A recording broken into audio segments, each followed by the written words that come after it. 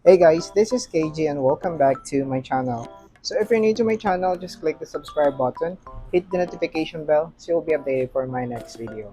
For today's video is we're gonna do a quick unboxing of my new whey protein supplements that I've got from Level Up Supplements from Taytay Rizal. They are the official distributor of the supplements, A1 I guess. So let's do a quick unboxing and I'm gonna do a quick review about these supplements kasi it's one of the trending online aside from the whey protein supplements, the local brands here in the Philippines that I take every day. That is protein whey. So this one is their the same supplements that they release locally in Philippines. I want to shout out Level Up Supplements for sending me this whey protein. So it's kind of heavy because it's more bigger servings than the other brand that I take.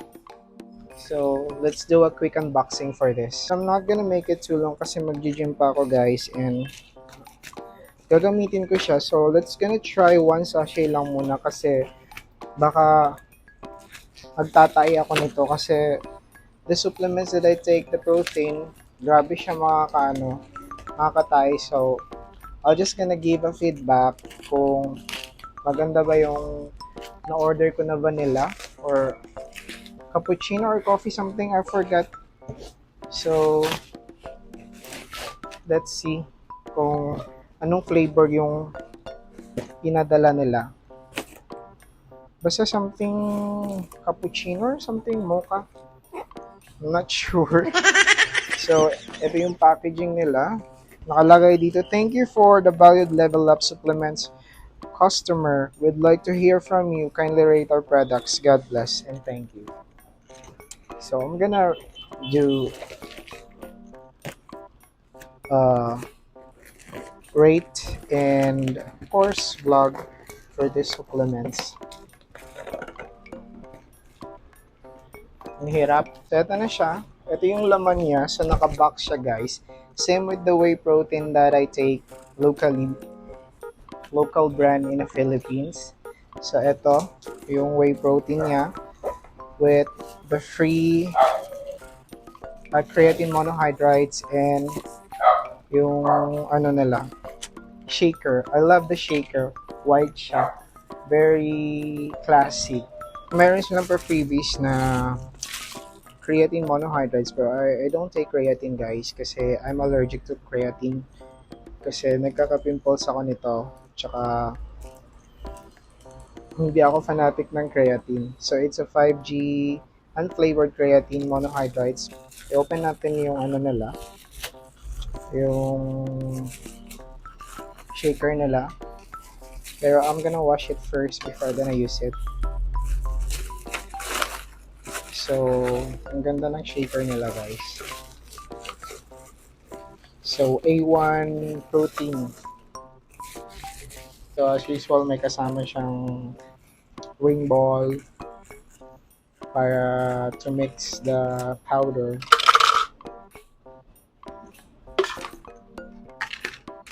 So, ganda niya. So, let's proceed for the unboxing of my whey protein. Ito yung itsura niya guys. So, it says here 5 pounds with 75 serving sachet with A1 protein, benchmark whey protein blend with herbal extract food supplements powder. So, one thing I like about this, kasi bago ako order sa kanila and nag-collab sa kanila, is I do research muna and watch some vlogs and reviews for this one kasi allergic ako sa whey protein kasi ayoko magkapigyawat kasi my body is kind of flawless and I don't like to have pimples on my body.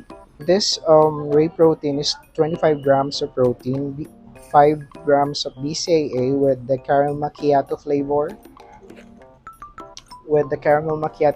So ang one thing na nagustuhan ko dito is mayroon siyang 1,000 milligrams of conjugated linoleic acid. So mayroon siyang 1,000 milligrams of conjugated linoleic acid and L-carnitine. So the same with the whey protein that I take before, mayroon siyang L-carnitine. Pero 1,000 lang yung L-carnitine nila. So unlike the other brand that I take, it's 2,000 milligrams.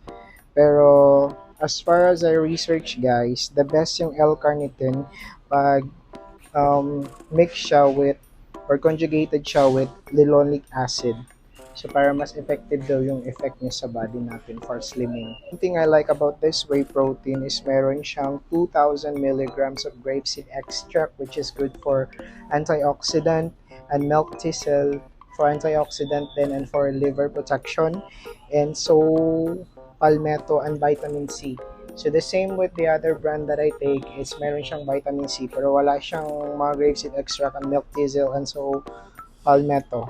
So ito yung plus niya for this supplements, and plus it is cheaper than the other brand that I take kasi it's like cost 1,800 and the other one is 1,600. So 200 lang yung difference nila, pero mayroon kang 15 sachet free or sobra, unlike the other brand that I take na 60 servings lang yun siya. So this one is 75 servings as you can see. So mas makakatipid ka nito. And one thing I research, mas maganda daw yung ano nila, yung flavored nila, unlike the other brand that I take. So this one is the best daw. Ito yung pinaka the best supplements locally in the Philippines na ang sarap ng lasa. So hindi ko pa siya na-try, but let's gonna try it later for the taste. Pero ito na yung supplements ko guys. So see, it also says here that one sachet is equivalent to 30 grams of whey protein blend, and 180 ml is equivalent to 30 grams of whey protein. Then stir well, and you can use the shaker until the powder is dissolved. So make 180 ml cold water in a cup, pour the whole content of one sachet, 30 grams, then stir well, or you can use your shaker until the powder dissolves. Yung expiration date niya is March 17 pa, 2025. So as again, it's manufactured and exclusively distributed by A1 Protein Foods Products Trading, Del Mundo Street, Talipapa, Novaliches City. So, and one thing I like about this whey protein guys is kasi FDA approved na siya. So some other whey protein supplements that we buy sa abroad, no approved therapeutic claim siya, pero hindi siya FDA approved. But this one is FDA approved, FDA LTO number CFFR NCRFT 73858. So ang nakalagay dito guys is for healthy adult consuming of protein to meet your daily protein requirements as a combination of high protein foods and protein supplements. So recommended daily consumption is 1 to 2 servings lang per day. So the same thing na ginagawa ko sa other supplements ko or whey protein is 1 to 2 sachet lang iniinom ko. So I'm not gonna make it too long guys. So nabasa ko na lahat ng mga information for this whey protein. So the plus of this is meron siyang antioxidant, and mayroon din siyang L-carnitine conjugated with linoleic acid. Ang bigat niya for 5 pounds. So 75 servings siya guys. So let's see. Then kung ano yung sachet niya. So ito yung laman ng box. So it's 75 servings lahat dito. So the same information as you can read in the box. So ito lang yung ano niya, sachet. So this sachet is equivalent to 25 grams of whey protein, 5 grams of BCAA, and then 1,000 milligrams of ultimate whey loss formula, and 200 milligrams of high antioxidant and organ support complex. So the flavor is caramel macchiato. So the total protein powder mix is 30 grams. So no approved therapeutic claim. So, I'm not gonna make it too long, so let's taste it guys. Kung masarap ba yung caramel macchiato flavor nila. Nabasa ko din dito guys that this whey protein supplements is awarded as trusted local whey protein brand best choice in 2022. Tinugasan ko na yung shaker guys and I put water on it. Pero hindi siya cold kasi wala kaming ice eh. So I'll just wanna make some taste lang for the one sachet of my caramel macchiato whey protein.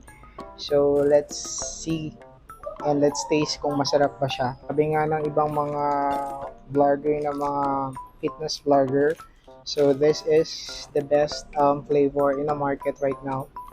So let's see. So wala siyang ice pero konti lang nilagay ko na water para maano natin yung mixture. So one sachet muna yung ititake ko, then dagdagan ko ng mamaya ng dalawang sachet kasi heavy workout ako mamaya sa gym. Ang bango niya. I'm not fan of coffee guys, pero sa one ako sa vanilla flavor. Meron silang dark chocolate tsaka caramel macchiato and I don't know if they have vanilla. Pero let's see if masarap ba yung caramel macchiato nila. Kasi pag pumupunta ako sa mga coffee shop, ito yung caramel macchiato yung in-order ko. So let's gonna shake it. So let's shake. So this is a A1 whey protein. So naalala ko dati nung bata pa ako, favorite ko yung A1 band. So kinakanta ko yung A1 like a rose tsaka every time. So right now, it's a brand name na ng whey protein supplement. So let's taste guys kung masarap pa yung caramel macchiato nila. Uy, ang sarap. Konti lang nilagay ko na tubig pero para hindi siya ganun ka strong. Pero hindi ko tinake yung creatine kasi baka magka-pimple ako. Wala na akong pimple ngayon. Ang sarap niya guys. Okay sana to pag cold water.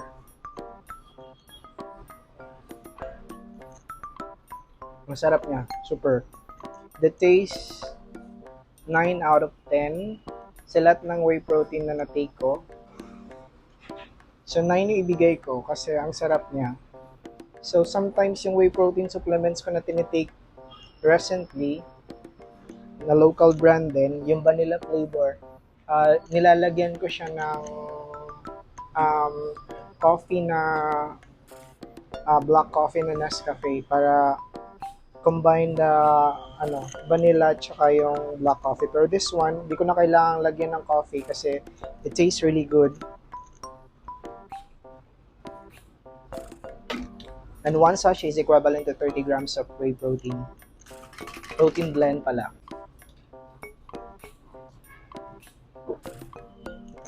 Ang sarap. So, hindi na ako gagastos to buy Nescafe black sachet kasi this tastes really coffee. Kasi it's caramel macchiato, diba? So, naubos ko guys. Ang sarap niya. So, I'm gonna update you guys for the effect of this in my body. Kung maganda ba yung kinalabasan ng body ko or the changes of my body, kung magiging sexy ba ako kasi it has 1,000 grams of L-carnitine, which is good for slimming kasi marami kaming summer escapade this month and next month, so kailangan sexy tayo and shred.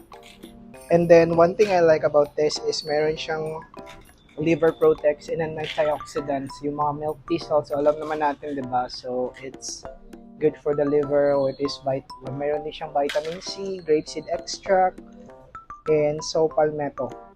So, yun lang ang plus sa whey protein na to. So, it's not just a whey protein supplements, but it has antioxidant and L-carnitine. So, it's really good, guys. So, that's all for my vlog. I'm not gonna make it too long. Kasi mag-gym pa ako. So, see you guys again next vlog. Don't forget to click the subscribe button, hit the notification bell so you'll be updated for my next video, and click like and share. Bye-bye. Peace. Love. If you're new to my channel, just click the subscribe button and then the notification bell so you'll be updated for my new videos.